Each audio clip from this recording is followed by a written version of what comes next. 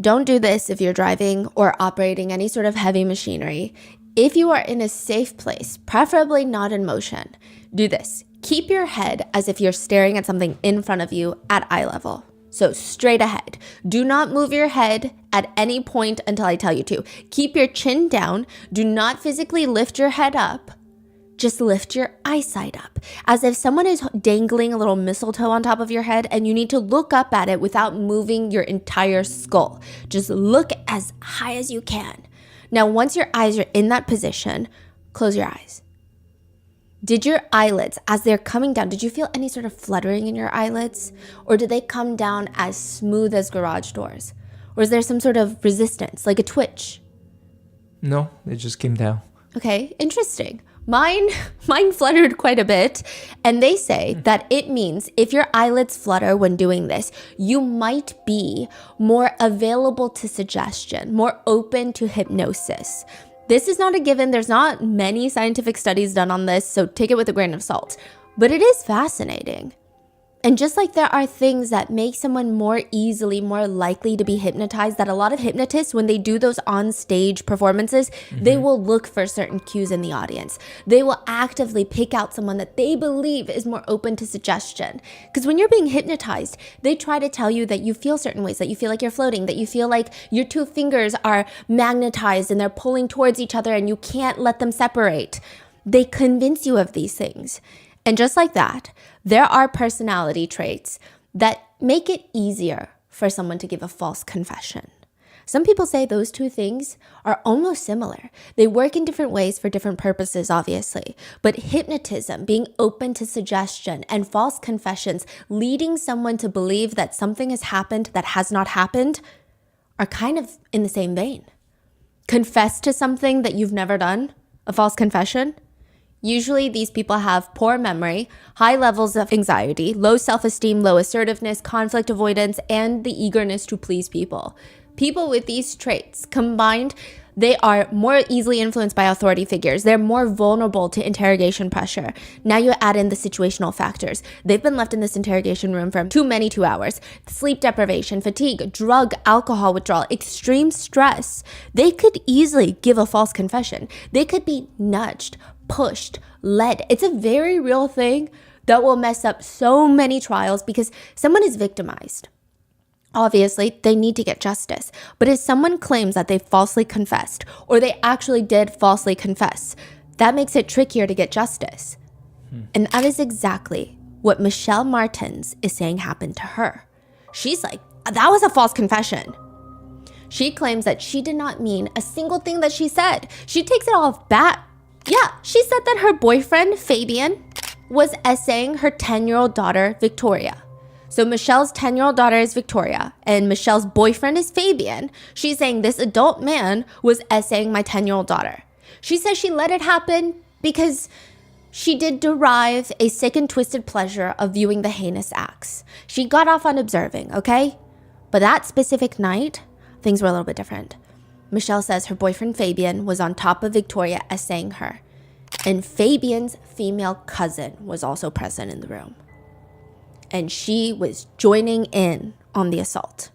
And how old is the boyfriend and the cousin? Oh, they're both like in their 30s. So not only are we talking child predators, child assault, but incest.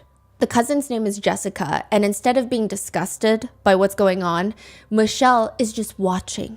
She's watching all of this happen to her little 10-year-old daughter. And she's asked, okay, but how did they kill her after that assault? Michelle, how did they kill your daughter that night? You were there. You watched it.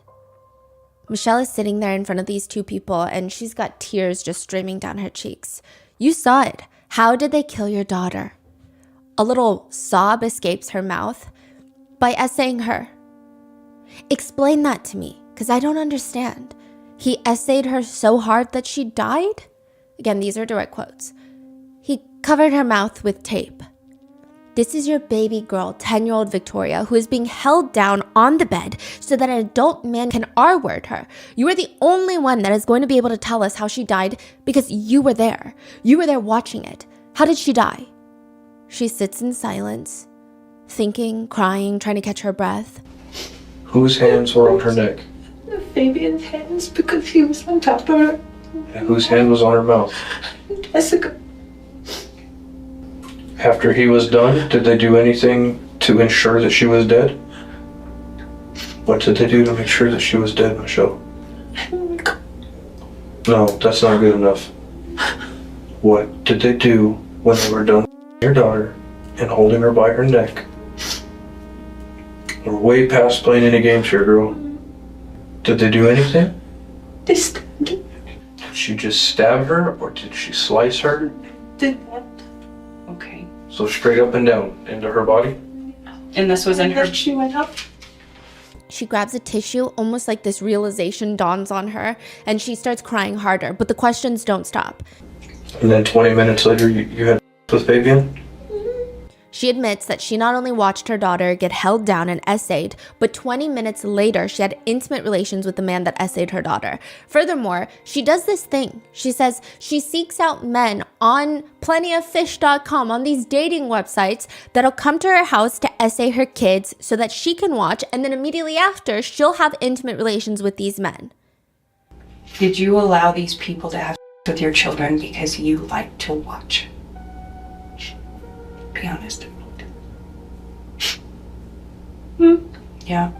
You like watching? Okay. That is wild. She's asked, how are these conversations starting online? How does it start and end with somebody having intimate relations with your child in your apartment? Which, by the way, they use the term intimate relations. And just so you know, anytime someone is being questioned, these types of word usage is very deliberate. You say intimate relations versus our word because it might alienate the person into retrieving and realizing how bad it sounds, so they won't say anything more. It sounds too harsh of a word, even though that is the exact crime. She says she knows the signs that men are interested in her kids rather than her. She says, they asked me if I have any kids. I said I have two. Okay. And then when they meet me, they want to meet them too. How did you get into that? Was it something you just wanted to try? Just to see. Curious, yes. within a few hours, sitting in an interrogation room, almost like she's being hypnotized, Michelle Martins tells the authorities that she gets off on inviting men over after meeting them on websites to watch them essay her 8-year-old son and her 10-year-old daughter, Victoria. She says she only recently stopped because her new boyfriend Fabian moved in and he was doing all the assaulting himself. He even let his female cousin Jessica move in so she could partake in all of this. All the while, Michelle is watching. That's what she gets off on. But last night, things don't go as planned. As the assault is taking place, Fabian kills Victoria, Jessica holds her down, and Fabian starts dismembering Victoria, severing off her limbs. Then they wrap her in a blanket, throw her in the bathtub, and light her on fire. That is exactly how the police find Victoria in the bathtub, in flames. They find her, then they question Michelle. It matches up. Victoria was found missing her arms and her internal organs. Her heart and liver were gone. Michelle was, doing it with Fabian after the murder. After the severing of her limbs, yes, it seems to be. It is probably one of the craziest interrogations I've ever seen. But then they find evidence that some of the interrogation clips of what Michelle is saying are not true. So how could Michelle see all of this happening to her daughter when she's not even home at the time that this happens? Her cell data shows that she's been out of the house at the time that this takes place. Which means if that's not true, why did she say that it was? And how much of her statement is a lie? Was she coerced into saying everything? Or is it a half-truth, half-lie? Because Michelle changes her story multiple times, but that still doesn't change the fact that Victoria was found murdered and dismembered and lit on fire, and there was evidence that she had an STD. So what is the truth here? And who did this to her? Today's case has quite a few mentions of SA, CSA, and potentially CSAM, and the trafficking of children. It's definitely a bit more graphic in detail than some of our recent cases, so please, if it's too heavy, too intense, take care of yourself. I will see you in the next one. With that being said, let's get started. The police have a 10-year-old that's been murdered, and they have 3 people that they need to talk to. 2 women and 1 man. The woman named Michelle, she's got this nasty cut between her eyes, like blood was dripping down in the middle of her face, straight down the top of her nose. It is her daughter, Victoria, that's been killed. Then you have the man, Fabian. He's got a black eye. He's got a deep gash on his eyebrow. He's Michelle's live-in boyfriend. And then we have another woman named Jessica. She's Fabian's cousin who recently moved into Michelle's house. Jessica has a fractured ankle. So these people, they're all injured. What? All of them are injured in some way, shape, or form, and they don't want to talk about why Victoria was found killed and dismembered in the apartment that they all share. What the hell happened to Victoria? Jessica goes first. She was the one that was left babysitting for most of the day. But before they can even ask questions, Jessica's pissed off. I want to know why I'm being treated like this. Again? Again? You're being arrested, all right, for murder. Why am I being arrested for murder? All right, There's so 3 other people in that house. You're getting me for murder? You're like violating my whole fucking rights, dude. Go find the fucking killer, dude. Go find a motherfucking killer. They tell her that they're going to take her DNA because they have a warrant, so this is not up for negotiation. And she says, well, the thing is, I live at the house, you know what I mean? My DNA is going to be all over the house. Earlier that day, officers had been called to Unit 808. The situation was pretty chaotic. They had 2 people outside that claimed to have been attacked, Michelle and Fabian. Both of them had bloody faces. They tell officers Michelle's daughter, 10-year-old Victoria, is inside the unit still. They run up to Unit 808. A woman with blonde hair opens the door, sees the cop uniforms, slams the door shut. They're like, what the hell is that? They try slamming the door open. It won't open. They're like, maybe we should kick it down. And as they're contemplating all of this, they hear a scream from the other side of the apartment. The other officers are screaming, and more or less they're shouting that the crazy lady that just slammed the door in the other officer's face, she jumped off the balcony. This is like 3 stories high. It's not the 8th floor, but it's still pretty high. Is she okay? Is she all right? I mean, fate works in very mysterious ways, and the officers, almost to their diabolical amusement, she's not all right. She completely shattered her entire ankle, and now she can no longer run. Oh, that's so it works. Yeah, it works to their benefit. The officers place the woman in handcuffs. They force her to walk herself to the police car. She's screaming. They're like, don't be dramatic. You jumped off the balcony because you're trying to escape. And second of all, we don't care. This is on the body cam. They force her to walk. Walk! I don't care if your leg's broken. You're gonna walk. I can't walk, dude. Hold on. You're gonna My walk. leg's broken. I just got thrown off the balcony. You didn't get thrown off. You jumped off. I saw you close the door. And you told me you jumped. Come on. Dude, my whole leg is broke, though. Keep walking. I'm trying. It's pretty easy to see from her criminal record that she is not unfamiliar with the police. Both her and her cousin Fabian. You know those pictures where people are like, I took a picture every day, and they make a video and it's just them moving? Because you could do that with their mugshots. They have so many mugshots. They have been arrested so many times. Probably more mugshots than you have pictures on your Instagram. One of her most recent charges, while she was in prison, her cellmate had decided, I'm going to wake up and be the most heinous person ever. Her cellmate decides that she's going to essay another inmate. Jessica helps her by locking the cell door behind them and keeping a lookout while her cellmate has her way and R-words another female inmate. So not the most spectacular person that the police are dealing with right now. And she's only been released from prison for about a week. And here she is right back in their presence. She explains to them, you guys have the wrong person. You don't even know what you're talking about. You're violating my rights, dude.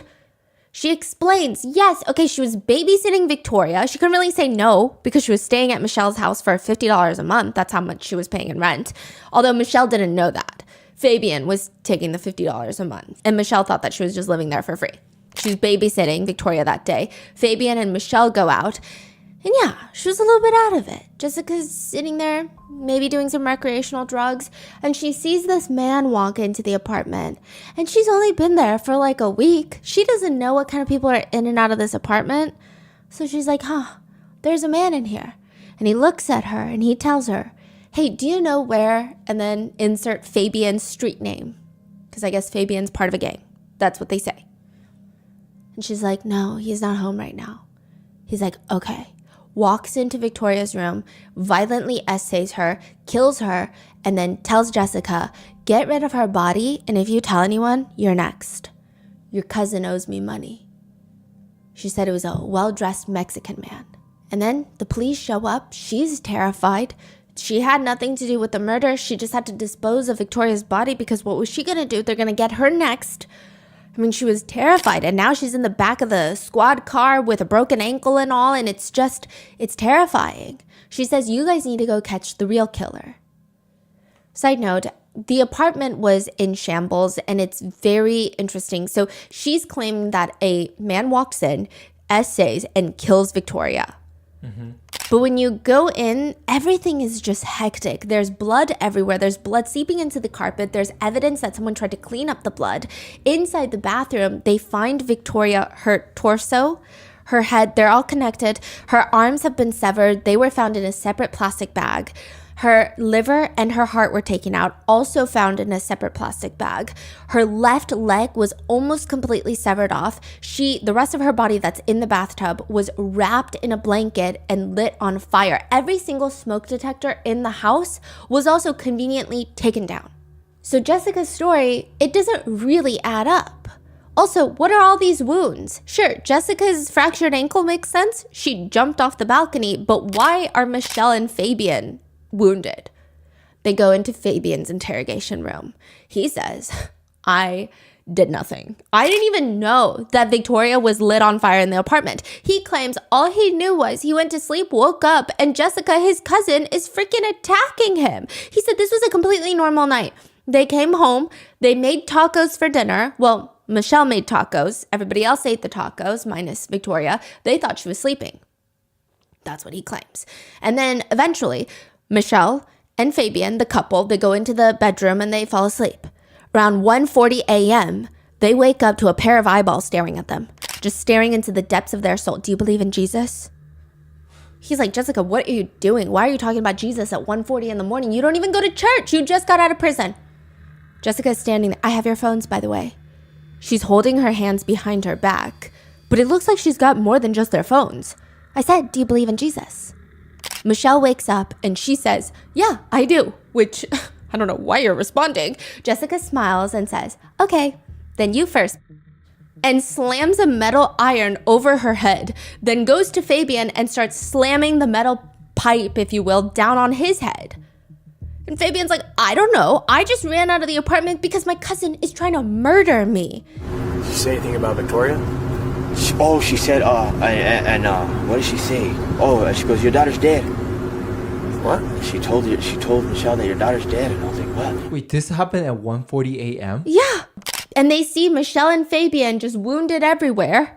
Oh, because they just got attacked by... Yeah, and then they're like, hey, my daughter's still in the unit. Michelle is like, my daughter's still in the unit. Can you go get my daughter? They run up to the unit. Jessica slams the door. She breaks her ankle. They go in. They search the entire place for the 10-year-old, and she was found in the bathtub. Did Michelle call the police? Fabian went to a neighbor who called the police. Michelle also escaped and went to a different neighbor to call the police. What? Okay. Fabian denies knowing anything that has been happening to Victoria. He said he came home and Jessica was like, Victoria went to sleep because she had a rough day and I was babysitting all day. And he also says, by the way, I would never do anything to Victoria. He says, I love her and she loves me. Now, to be clear, Victoria knew Fabian for approximately 24 minutes. I mean, maybe a few months. That's being a little dramatic. And most of the time that she knew him, he was likely high out of his mind on meth.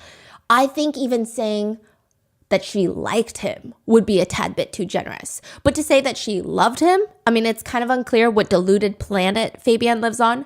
Maybe the same one as Stephen Stearns from the Maddie Soto case. But Fabian continues, because how do you know Victoria loved you after living with her mother for, 2 business days? He says, she loved me, She would always, you know what I mean? She would always be like, hey, Fabian. And we'd always smile. But to make matters more alarming, he continues, that's how I am with kids, Victoria's real active. She's real cool, you know what I mean? She's all grown up, for her age, No, we don't know. And that's very alarming. She's 10. How can she be all grown up? We don't know. But he further continues that he absolutely was not involved. He says again, she loved me. I loved her. I showed up at the apartment after running errands with Michelle. We ate tacos. I went to sleep and then I got attacked. That's pretty much it. Eventually, the police crack down and they say there's no way that's what happened Because you're telling me someone right there, and this is not like the most soundproof apartment building. You're hearing things. You can hear your neighbor from the next unit over. Somebody is severing the limbs off of another person and you don't hear anything. You don't hear a ruckus. Nothing. Someone's going around, getting a ladder, standing up on chairs, taking off the smoke detectors. You don't hear a beep, a single sound. He says, you know what? I did see some dismembering. He says, I seen Jessica cut her up, but Jessica was threatening me. Now he's saying, I don't know how Victoria died. I just saw my cousin dismembering her. He says, she just kept threatening me that I'm going to get killed, just like she's going to kill Michelle. So I seen Jessica do it, okay? I was scared for retaliation, okay? She just got out of prison. I didn't want her to come for me and threaten my family, but I did not help her dismember the body. I did not. I just saw her stabbing at her, cutting her like weird, like crazy. Jessica was just going off and like hitting the body and like going crazy, trying to like go, Jesus told me to do this, like say weird things. Like me and Michelle were yelling, Jessica, no, stop. And she wasn't listening, she was just doing it, but we didn't stop it because we were scared. The authorities say, I mean, it needs to be explained because she couldn't be doing all of that by herself. The strength that, he says, no. She was doing all that by herself. Her strength. He said that he came home and he saw his cousin, dismembering daughter, and then they went to sleep. Yes. Yeah. Right. Yeah. That makes so much sense. Yeah, exactly. And he says, no. Her strength is real crazy, okay? But that still doesn't make sense. Why would Jessica even attack you that night then? None of this is making any sense. Authorities go back to Jessica and they say, so why did you attack your cousin and Michelle? And she says, well, they were all going to blame it on me. I knew they were plotting it. See, this man came in, this well-dressed man came in, essayed and killed Victoria and then left and then was like, I'm going to kill you if you do anything. I'm going to kill you, so you got to dispose of Victoria's body. And then, Michelle and Fabian come home. I tell them what happened and they say, okay, well, we just have to dispose of her body. But I felt like they were going to pin it on me. So I just had to get rid of them too. So I was going to try to kill them. What? So she attacks them in the middle of the night and then the police are called. These are Jessica and Fabian's stories. For Michelle, the police have a little bit more hope because this is still her daughter at the end of the day. So if anybody has any incentive to come clean just to get some sort of justice and let Victoria rest in peace, it might be Michelle. In front of Michelle, there's a female officer wearing a plaid shirt sitting across from her. Another male officer is sitting a little bit off in the corner. He looks distant, but he's fully engaged. The officer in front of Michelle, she reaches her hand out and they're holding it across the table. Her voice is kind of nurturing. Michelle, what did you guys decide to do with your daughter, with Victoria, your baby girl? This is your 10-year-old daughter, Victoria. What did you guys decide to do? We put her in the bathtub. Because you were there. And you saw. And you watched. So what was the discussion about what was going to be done with Victoria? I knew they were going to get rid of her, but I didn't know. I forgot this discussion. You forgot the discussion? I don't remember it. Okay. What happened next? They said that if I say anything, they just kept threatening me. Okay. That if I say anything, I'm gonna be the next one. Or I better not fall asleep. And before that was the time I saw Jessica stabbing her in the stomach. Michelle starts crying. She explains that she doesn't really know what was going on. All she knew is that when she got home, she thought Victoria had gone into her room to sleep. She ate dinner with her boyfriend, Fabian, and Fabian's cousin, Jessica, who she barely knows, who just was staying with her. And afterwards, she was heading to bed when she sees Jessica stabbing Michelle's little daughter, Victoria. Michelle is like, I saw Jessica stabbing my kid in the stomach. Then Jessica holds down Victoria's arms, and Fabian walks over with a knife and starts cutting off Victoria's arms. By this point, Victoria is already deceased. So what you're saying is Jessica was holding her arms and Fabian was cutting? Okay. So Fabian had the knife at that point? Okay. But you said that Jessica stabbed her in the stomach? Okay. Why? It's like they were taking turns at her.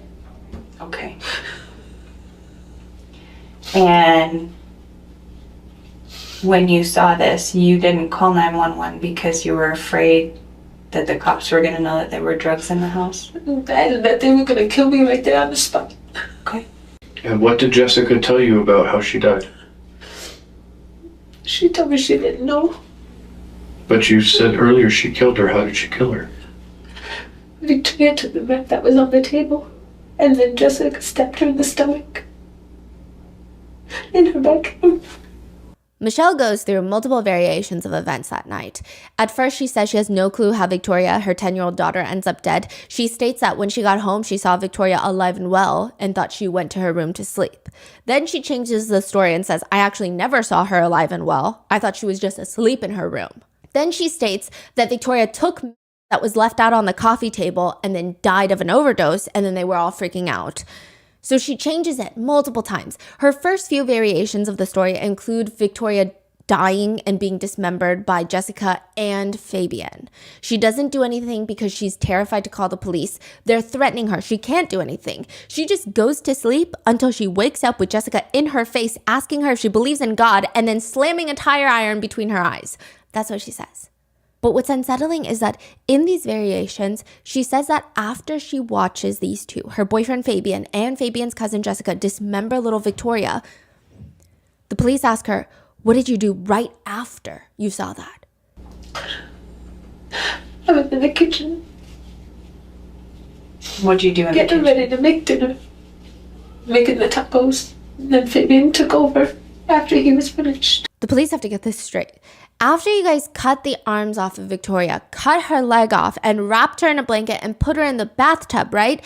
Then you went and made dinner. What did Fabian and Jessica do? I don't know. They were acting like nothing ever happened. She said Fabian and Jessica just start cleaning up blood while she makes dinner. Okay, so you go and make dinner, and they are cleaning. What happens after that? Once I did the dinner, I go in my room and I eat. Okay, so you eat, and I only ate like one taco. Well, because you were probably sick to your stomach. Yeah, so then I put the other one in the fridge. The police are not happy with Michelle's version of events. There's just too much missing. Like, even you look confused, and the police are looking confused. Like, none of this even makes sense. Like, what you're saying, this train of thought, these trains of actions, these don't feel normal. Too many things are missing. What do you mean you're making dinner for everyone? I'm sorry, you only had one taco? How did you go to sleep after this? How do you fall asleep? To her defense, she says, we had tacos with beef and potatoes and sour cream. Okay, she was like, now stating all of this.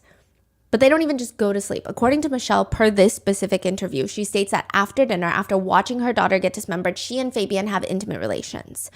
The authorities come in and out of this interrogation room because they keep going back. They keep getting more intel. They go to Fabian. They come in and out of Michelle's interrogation room. And when they come back the second time, they're angry. The female officer sits down. By the way, I'm saying female officer because there happens to be one female officer and one male officer in the room. It's not because I think I have to put a woman's gender. Anyway, I saw some people getting upset about some of that discourse, but it just makes it easier to differentiate. One question, and it's a very serious question. Okay. Who was raping your daughter? Who was assaulting your daughter? She said, who was sexually assaulting your daughter, Michelle? Because you knew about it. that was my ex-boyfriend. That was your ex-boyfriend? Yes. And that's why I got rid of him. Okay. Is he assaulting your son as well? Not that I know of. Michelle. Because my son is barely with me. He's mostly with his Michelle. father. When did you find out that Fabian and Jessica were active with your daughter? When did you find out? And be honest. Not too long ago. Not too long ago. Okay. How much were they giving her so that way they could assault her?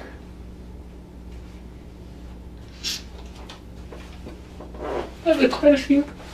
They gave it to her quite a few times? Okay. How would they give it to her? You just put it in her mouth. Okay. Like that. How did she die last night? While she was being assaulted, how did she die? We know for a fact that this is not what killed her. How did she die, Michelle? Okay, let's go back. When did you find out that Fabian was having sex with your daughter, with Victoria? How long ago? Just recently. Just recently? What is recently? Like How many days? days, weeks? Days. Days? A couple of days. Like a couple of days, like 2 days, 3 days, 4 days, 5 days? 2. 2 days. Okay. And when did you find out that Jessica was also assaulting your daughter? Were they doing this together? Yes. Okay. Did you walk in on it? It's okay, but I need to know. Did you walk in on it? Yeah. Okay. They were both on it. They were both on your daughter? Okay. So 2 days ago you find out that they're your daughter. Am I right? Okay. So how would they do it? While at work. You were in the room while she was being assaulted. You were there. Did you participate? No. Did you watch? No. You just watched? You were there. When your daughter was being assaulted, you were there. Where were you? Mm-hmm. You were in the bedroom. In your bedroom or your daughter's bedroom? I was in my bedroom. Okay, and where were Fabian and Jessica? And so I thought they were having a cigarette, but they weren't. What were they doing? No. You watched them give them her, and you knew what they were gonna do. Don't play. Let's not start playing games now, girl. They weren't having a cigarette. You knew they were your daughter. Where were they? Your daughter? What room? In her room. Okay. How did you participate? I don't think that you assaulted your daughter. Did you help hold her down? When Jessica and Fabian were in the room assaulting your daughter, what part did you take in that act? I let them do it. You let them do it? Were you having intercourse with Fabian or Jessica while they had sex with your daughter? No. Did you have sex with Fabian right after he had sex with your daughter? Yes. She also confesses that during the past year alone, she's had multiple men come over to force feed her 9-year-old daughter amphetamines, Z-Quil to calm her down so that they could essay her while she watches. She facilitates and watches all the assaults. Many times, these men would essay her children and then immediately have intimate relations with her afterwards, having to fulfill some sort of depraved, only existing in the deep, dark pits of hell type of fantasy. And she says Fabian was one of those depraved humans that moved in solely for Victoria, and he and his cousin Jessica were both essaying Victoria that night. They fed her, keep her more compliant because it, quote, calms her down. And then as Fabian was assaulting Victoria, Jessica was watching on the side and holding Victoria down. Fabian covers Victoria's mouth and neck and manually strangles her until she dies during the assault. Afterwards, they dismember Victoria and threaten Michelle. That is what Michelle is saying. But that still doesn't explain why she's cooking dinner, why she's having intimate relations with Fabian, why she only eats one taco, why she goes to sleep. What does she have to say about that? She just says, I should have stopped it. That's her response. But so much of this story doesn't even make sense. The police keep pushing. And they're able to elicit all of these very specific details from Michelle. They ask her, where did Fabian reach the destination, if you will? On top of her stomach. Was your daughter saying anything? Stop. What was Jessica saying? Just shut up. What was Fabian saying? He wasn't really saying much. He was just... And you just stood there and watched? You just let them do this to your daughter? Yes? I should have stopped it. And then how long after he did on your daughter did he have sex with you? Like 15, 20 minutes. How long was Victoria alive after she was, or was she dead after she was? Did they kill her then? I need to know. Yes. Yes to what? They killed. When? When they her? Mm-hmm. And how did they kill her? You were there. You watched it. You know. Michelle, were you clothed or were you naked? I was clothed. Was Jessica clothed or was she naked? She had her top off. And Fabian, you said he had his shorts on with his exposed? He had them pulled down, but he had no shirt on. And was Victoria? Yeah, she had her pants off. Who took Victoria's clothes off? They took the pants off. Jessica took her shirt off. What did you do with her underwear? What did you do with Victoria's underwear? Took them and put them in the laundry basket. You took them and you put them in the laundry basket. Why? What was on them? From Fabian. What else? Blood. And why was there blood on them? Because he penetrated. Because he penetrated her. The search of the house does show that her underwear was found inside of a laundry basket with blood on them. And she says that it's because Fabian fully essayed her daughter and that's why they had blood. They keep questioning her. How long have you been sexually assaulting your daughter? I never assaulted my daughter. Okay. How long have you been inviting men into your house to sexually assault your daughter? The only two that I know of is David and his... Okay. But you've allowed it. No, I kicked him out, but then I found out about them too, and then... What did David do to your daughter? He was like trying to kiss her on the lips and stuff like that. Did he? He was trying to put his fingers down there and... Did he your daughter? No, I took her and got tested. And it came out negative. Did you report it to the police? Yes, I did. Michelle, you have been bringing men to your apartment to use your daughter and sexually assault your daughter. This is not the first time that this has happened. This is not the first time that your daughter has been assaulted. I'm just going to use the word because that's what it is. You were allowing men to come over and have with your daughter, and in turn also having with you. Help me understand that. What do you get out of it? Is it a turn on for you? No. Then help. Because I would never do that to my daughter. But you did last night. And the only reason that we're sitting here today, Michelle, is that it went a little further than it ever has before. This time she died. You weren't ready for the type of animals that these people were, and it went further than you anticipated. But let's start with this. How many times that what happened last night, minus her dying, how many times have you watched or that you know that Fabian and Jessica have had sex with your daughter since they've been in your house? How many times? Like 3 times. I think it's probably more than that. That you watched? That I know about. How many times did you watch? There was only that one. How many times did you watch? Be honest. Michelle, we know you watched. How many times did you watch? Every time? Mostly. They go on to keep pressing her, and she mentions that they had it almost every single night since Fabian moved in. He was essaying Victoria.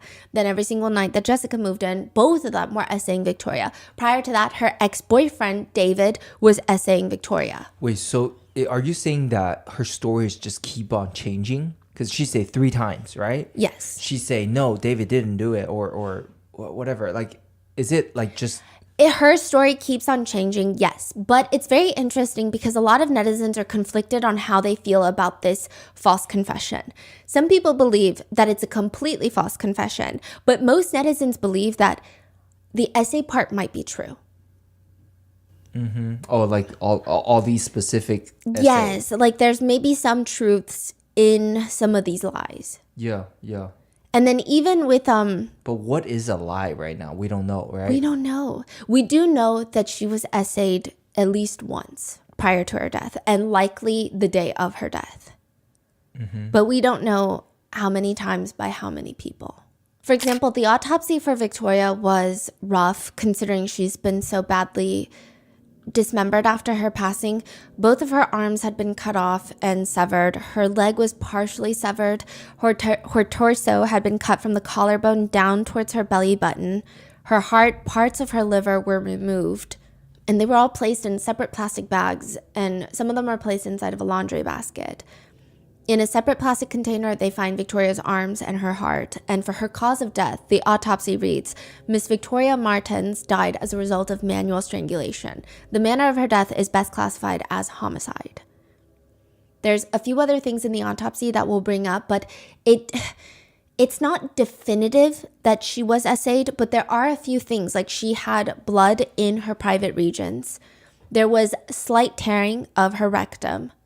There were all these things that made it seem like, okay, perhaps she was essayed. Maybe it wasn't the way a lot of people describe it in like even if you go into the police reports, which we FOIA'd for this, it's not, they say maybe it was perhaps not full penetration, but there was essay involved. Because there wasn't as much tearing to indicate. So it's just... Yeah. It's very difficult to say. So with this confession, immediately right off the bat, all three of them are thrown in prison. Naturally. They're thrown in jail. They're charged with Victoria's murder, which, side note, Michelle is so shocked when she's charged with her own daughter's murder. It's kind of crazy. Okay, so first thing is, seems like all three of them told a different story. Yes. Of the night. Yes. But regardless, just based on three separate stories, they're all charged. Yes, because also... I mean, she's found in the bathtub. It just doesn't make sense that they don't know what's going on. Yeah. Okay. So when you say she's so shocked. Yeah. Michelle is looking at one of the detectives like he just betrayed her. So Michelle, at this point, you're under arrest for a homicide of a child, a slew of whole other charges that I probably couldn't even list here if I wanted to. And if you need me to explain that to you, then there's no hope for it, because everything we talked about, the fact that you're shocked you're going to jail is beyond me. Somehow, Fabian remains confident that he will be getting out. Jessica, on the other hand, is getting pissed off by all of this. In one recorded jailhouse phone call, Jessica tells her friend, I wish I knew what the I was getting myself into, dog. She claims she was not that night. She says, I wish I would have been fucked up. I was like, no, I'm not doing no shots. And then... this happened. The friend is like, and then your cousin, bro, what the was he thinking? I don't know, dude. I don't get high to go fuck, dude. I get high to tweak. To which Jessica is also on the phone with her mom, and her mom is clearly also unhinged. She tells Jessica on the phone, maybe God had you there to expose Fabian. I think that's what it is.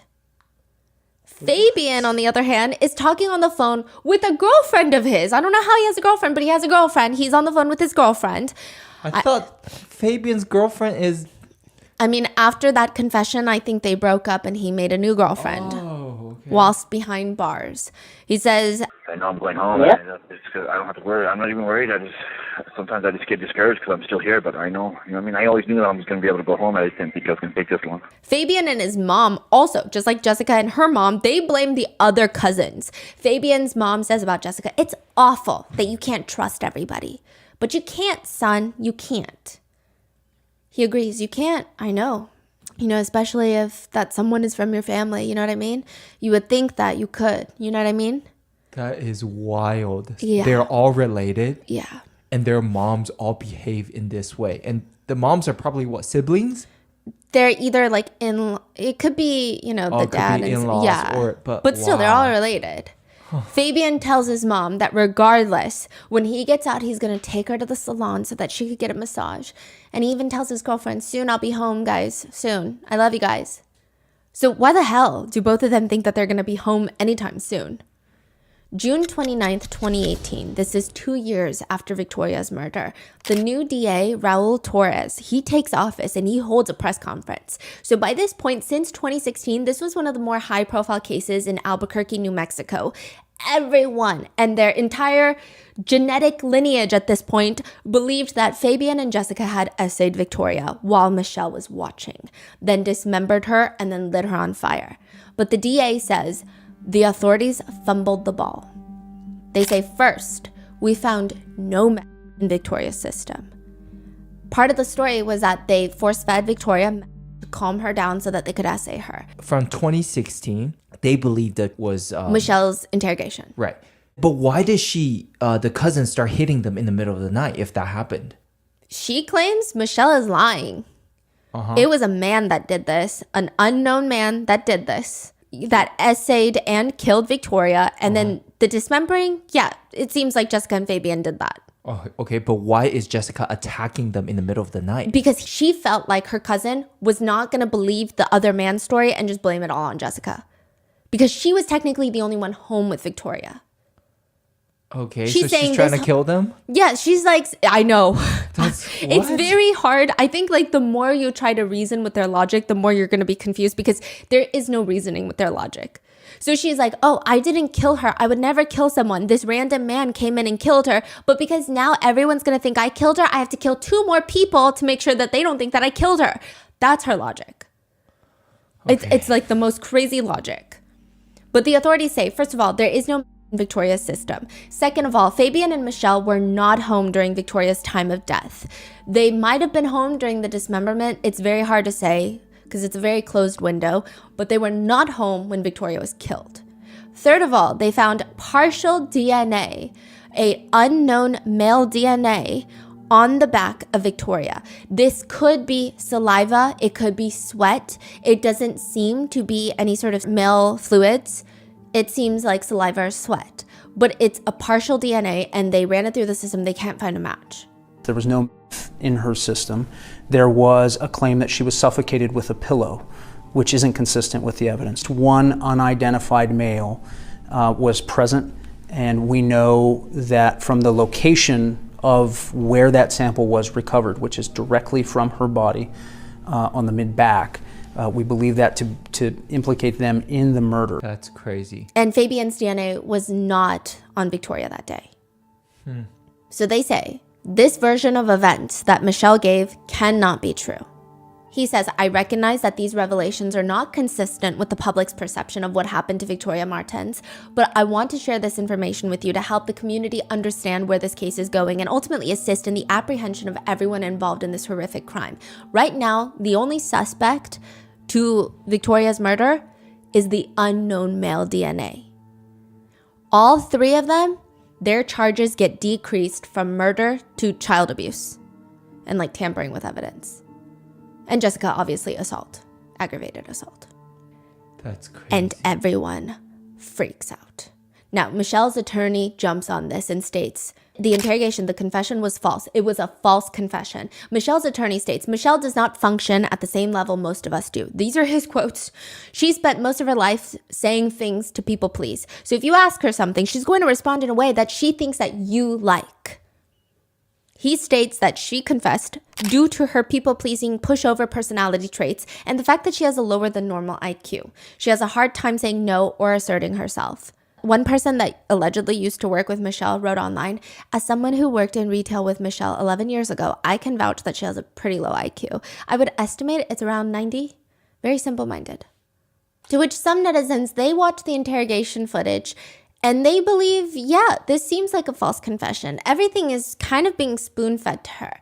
So they'll insinuate, no, there's no way that happened because you were in the room. And then her story evolves from there. It seems like she's taking whatever they're saying and then adding upon it or saying, yes, you're actually right. Or let me change that. You're right. This was what happened. They're saying it feels like she's leading all the questions, the female detective. She's holding her hand, guiding her to say all of these things. Some people say that they're almost following an instruction manual to the T on how to elicit a false confession. They're holding her hand. They're comforting her. They're putting her guard down, mother to mother. They're firmly re-guiding her to new answers when they don't accept the ones that she's given. They consistently say, why are you lying?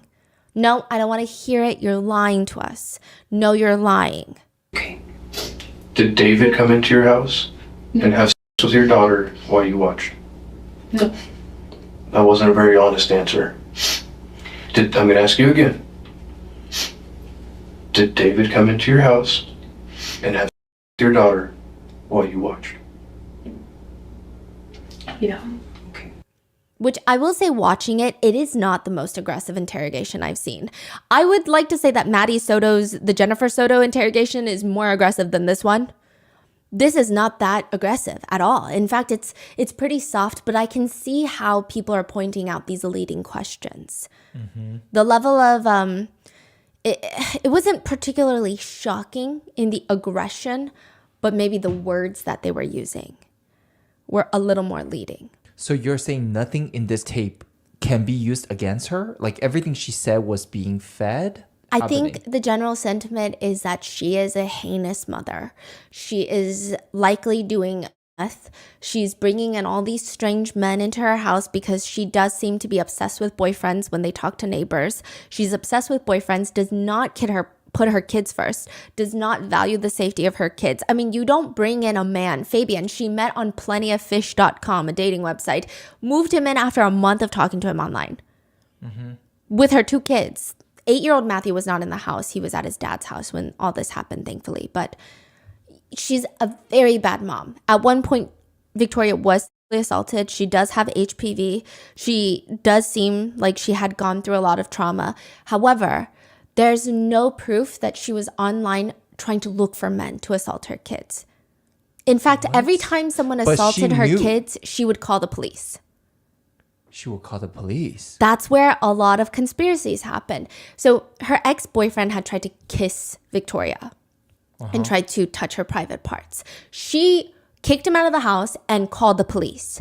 The police came and told her straight up, he tried to kiss her is not a crime. Because he's just trying. Like, attempting to kiss a child is not a crime. And the police did nothing. So now a lot of people believe that the police are almost covering up for themselves because they think that if this goes into discovery and the attorney, Michelle's defense attorney, comes out and is like, look at everything Michelle did, and then look at this interrogation, they're leading her to all this, they could be in a lot of big trouble. So they're getting ahead of it and saying, this was a false confession. Those 2 officers are crazy for that. But the system is not broken. Don't look at the system. These 2 officers are just the bad ones. They led her to a false confession. Don't look at us.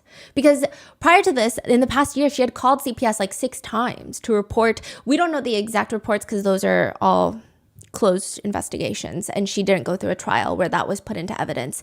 However, it seems like she was calling CPS. She does keep putting her children in dangerous situations, but she also then will call CPS and the police when something happens. So it's very confusing. And I do think that if it had been anyone not Michelle, like look at Fabian and Jessica, they don't succumb to the interrogation tactics.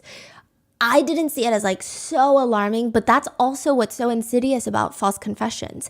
Most people, when they look at it, they're like, well, I would never say anything, but it takes a very specific person and a very specific environment for them to falsely confess to something.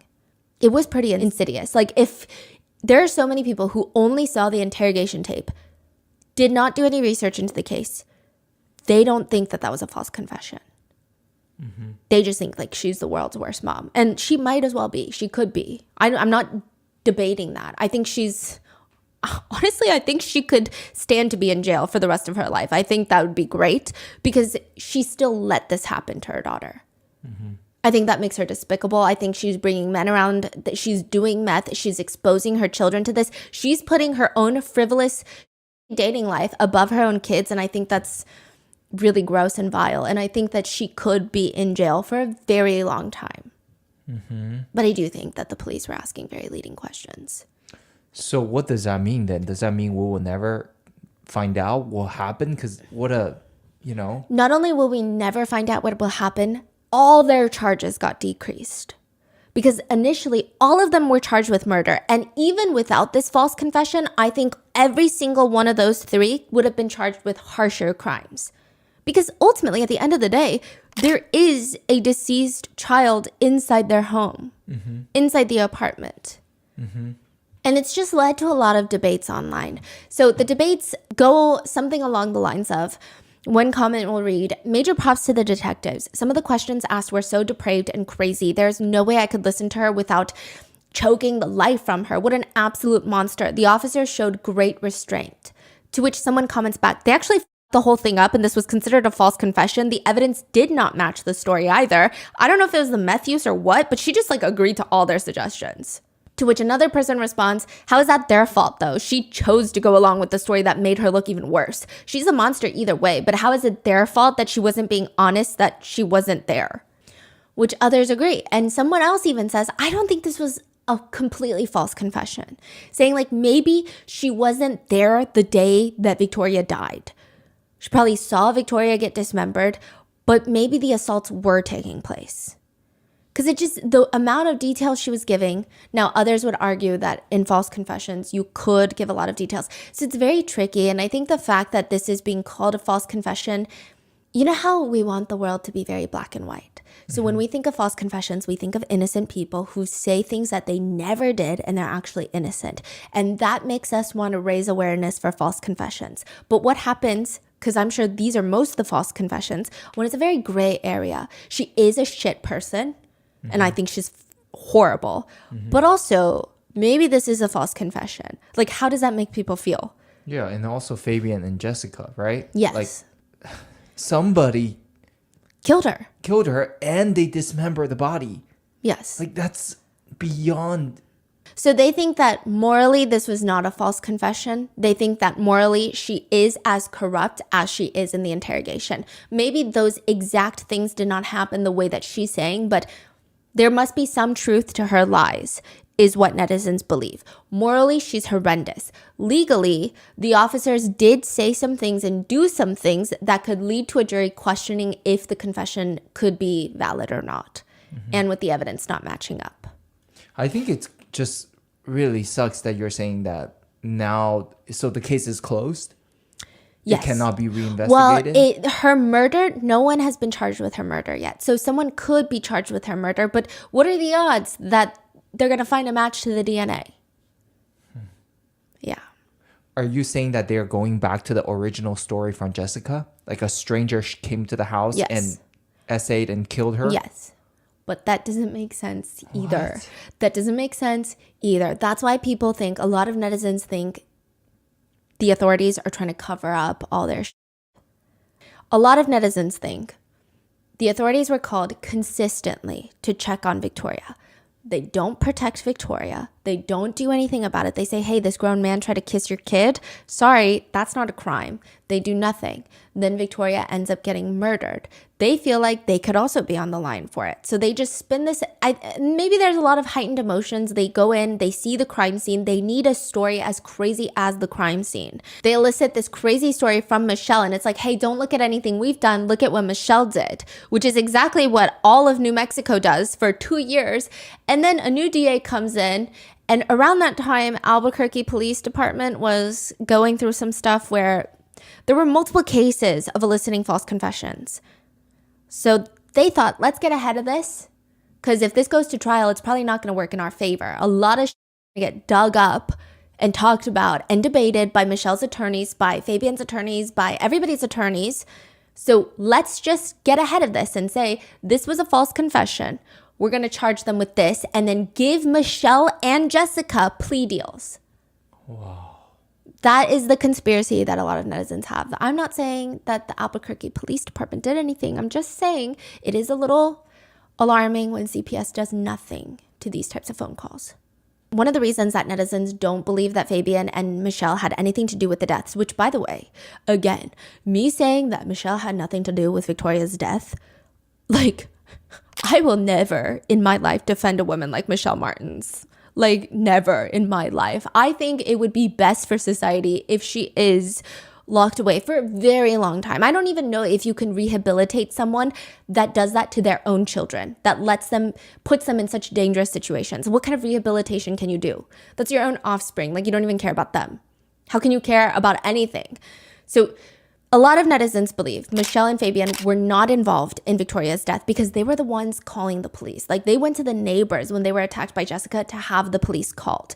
Sure, Michelle, maybe the elevator does not go all the way up, is what some netizens are saying. However, Fabian, he has been in prison like 5 bajillion times. Would he really risk it? Usually people that are in and out of prison to that level, they avoid law enforcement like it is the next tsunami that's going to hit. They don't call law enforcement ever. They never get them involved because with their record, law enforcement is never going to see them as a victim. They're never going to say, oh, I'm so sorry you were attacked. They're going to be like, you probably did something and we're going to search your entire house for drugs, so we're going to lock you up again. He would not call unless he genuinely felt like he was just being attacked out of nowhere and he had nothing to do with Victoria's death. Didn't even know she was dead. But he did also say that he saw Jessica dismembering the body. So I don't know what's going on. Exactly. So netizens are just going back and forth. I'm just repeating netizen sentiments.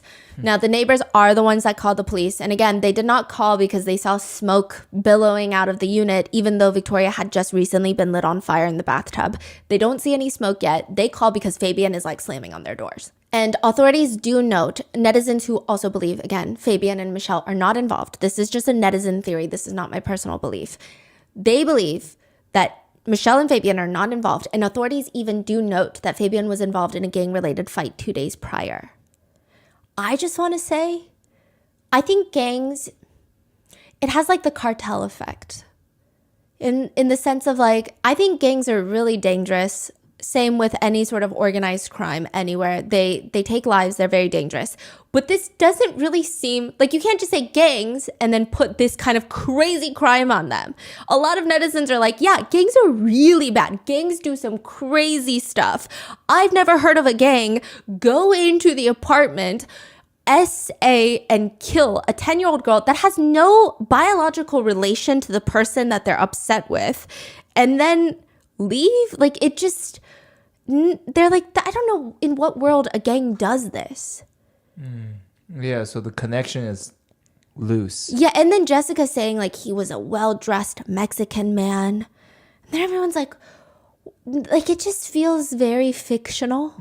Like even the act itself is fictional, and then she's describing him as like organized crime mafia gang leader. So it's like none of this is adding up. Wow. Now, one comment reads, yeah, mom and boyfriend weren't home. I don't think they were involved in the assault and murder. Honestly, still not the greatest people. Should not have left her with Jessica. But yeah, I think it was Jessica and some unknown man.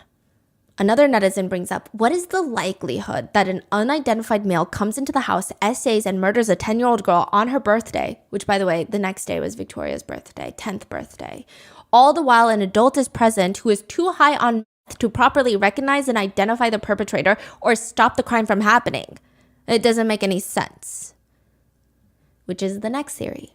There is an unknown man that essayed and killed Victoria, but he was not some elusive mafia member in a well-dressed suit that came in looking for Fabian. He was invited in by Jessica. Netizens speculate that Jessica might have sold Victoria for drugs, that she asked her drug dealer to come over and he was willing to participate in some grotesque acts against humanity in exchange for drugs. He will give her the drugs and he will do what he wants with Victoria. This seems like the more plausible theory because there have been cases where mothers themselves have sold their children in exchange for drugs.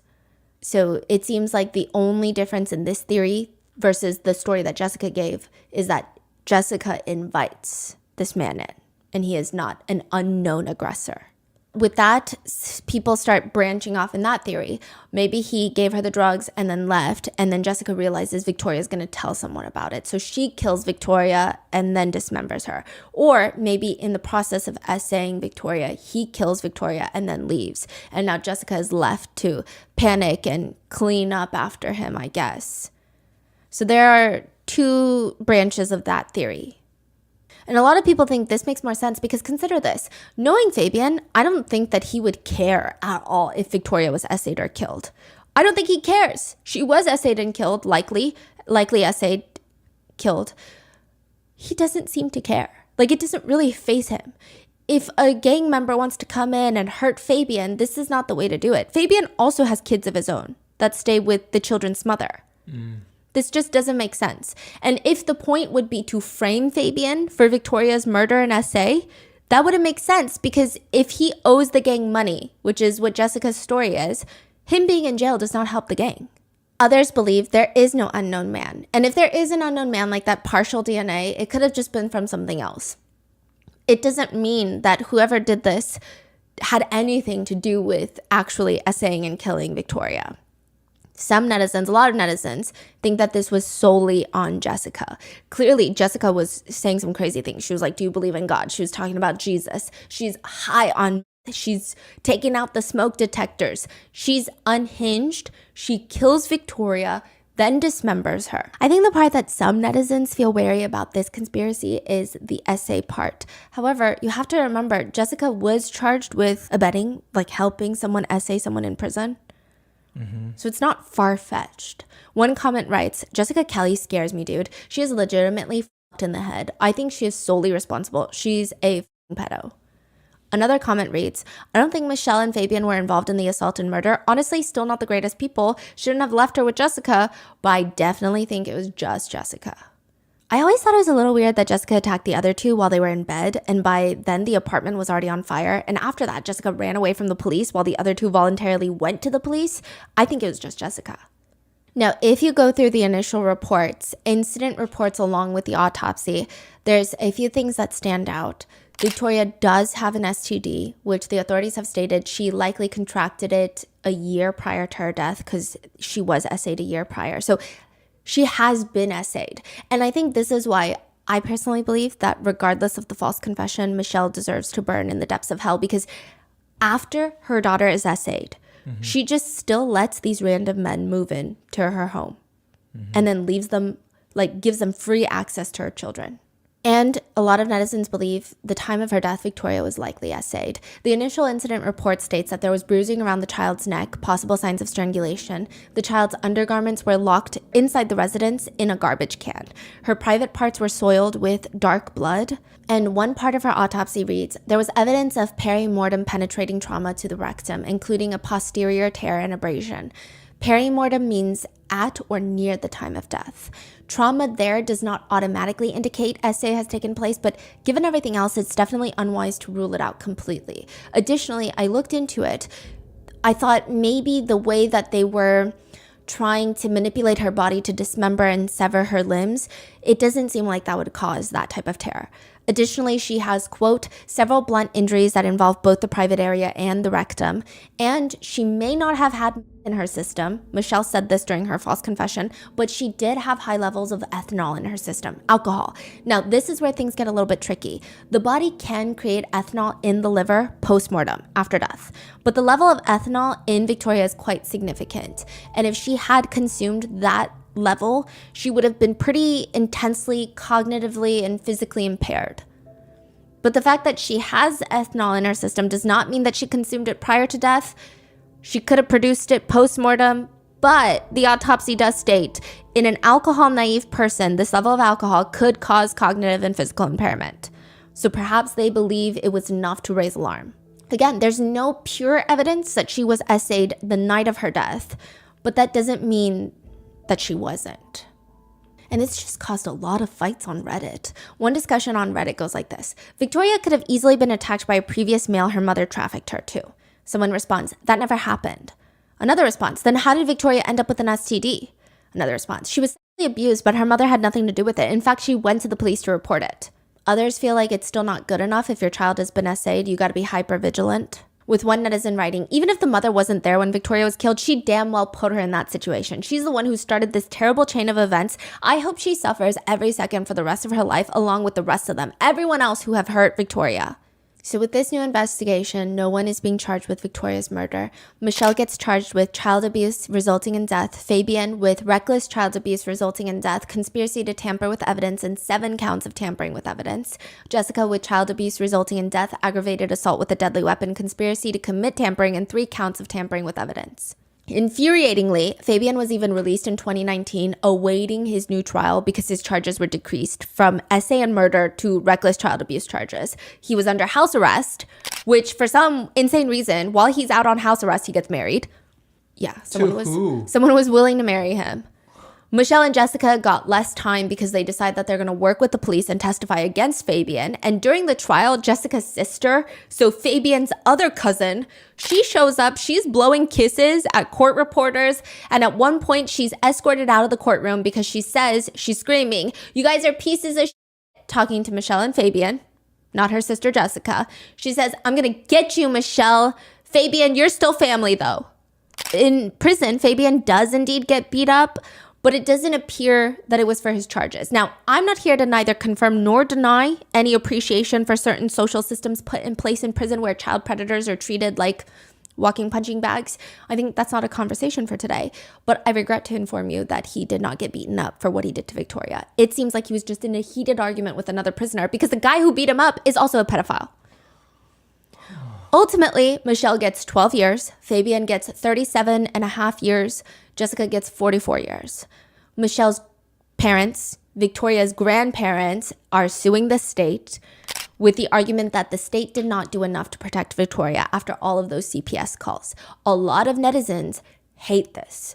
They feel like the grandparents also did not do enough to protect Victoria, and if anything, they were at least more involved and more incentivized to help Victoria. The grandparents, they live very close by, and they did nothing. That's what netizens think.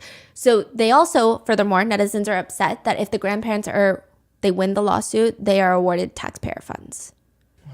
And they also stand by Michelle. They're like, we don't think that Michelle did any of this. That was a false confession. She's a very nice girl. And the community has come together to purchase a gravestone for Victoria because it really seems like nobody's in Victoria's life that cared for her. One netizen who claims to know Michelle, they say, Michelle was always pretty quiet at work. She was really reserved, and I remember the rough time frame of when she met up with Fabian on some dating app. After that, her work went to Side note, she worked at the deli section in Kroger, so like Ralph's. She would show up late or call out. She would never help customers, or she would just disappear on her phone. I will never forget her breath when she got close. It was like a tar type of smell. I'm guessing it was the... Yeah. And then, okay, so her ex-boyfriend, side note, this is completely side note. The ex-boyfriend that tried to kiss Victoria, remember? Mm-hmm. He was an ex-coworker of Michelle's. They met working at the store Bye Bye Baby. They sell like baby strollers. He worked in the stroller department, which is incredibly alarming. Yeah. Other netizens feel like the interrogation was all sorts of messed up writing. I saw the interrogation of Michelle. She confirmed anything the police said. She would have admitted that the mailman murdered her daughter if prompted to. But most netizen sentiments just want all of them to burn in the deepest depths of hell. Writing stuff like this makes me really think, like, I wouldn't feel bad. I would actually be excited to see these types of people get brutally murdered. Another one reads, even if her mom and the boyfriend weren't home, I'm sure they were both complicit in it somehow, and they don't ever deserve to be free. Another one reads, as much as I hope this dude dies a slow, painful death alone on a cement floor, he wasn't there at the time. Talking about Fabian. Albuquerque police spectacularly up from the get-go, still has been unable to account for another male DNA or even release a timeline of events that makes sense. The DA and the APD seem to be content in walking away from this and hoping everyone forgets how badly they messed this one up once the cell slams shut. Other netizens are just really upset because there's no justice. And one comment reads, I really hope the police look into the other men Michelle met. Not that I have any faith in law enforcement since they clearly don't seem to be doing much here, but they should just in case. Others are just focused on the words that were spoken during the interrogation, writing, quote, after you guys cut the arms off Victoria, cut her leg off, then you went and made dinner. Might be one of the most insane things I've ever heard. Who could ever participate in dismembering their own child and still want to eat? I cannot fathom. And every time I think this story can't possibly get worse, it does. And those are the netizen theories and sentiments. What are your thoughts on this case? I mean, it's just so bizarre from every angle, and I feel like every single person failed Victoria. What are your thoughts? Let me know in the comments, and please be safe, and I will see you in the next one.